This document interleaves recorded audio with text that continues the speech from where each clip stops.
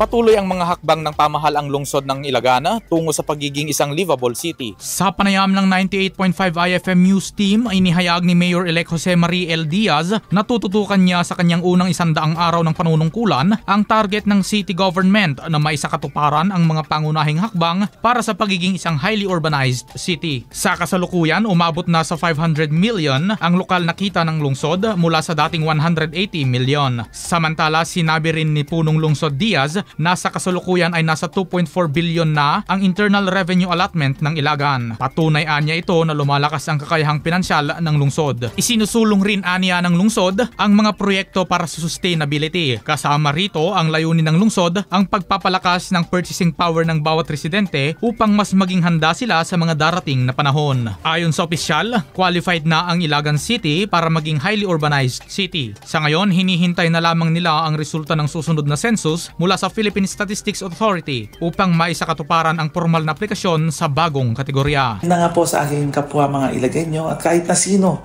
sabi ko kanina ang gobyerno ay yung isang administrasyon ay hindi magiging matagumpay kung walang pagkakaisa ang bawat isa. Nasa pagkakaisa ang lakas, nasa pagkakaisa ang tuloy-tuloy na pagsulong at pag-unlad ng isang syudad o isang local government unit. Iyan ang naging pahayag ni Jose Marie L. Diaz, ang Mayor-elect ng Ilagan City. Para sa IFM News, ako si Idol Victor Pascual. Idol! IFM News.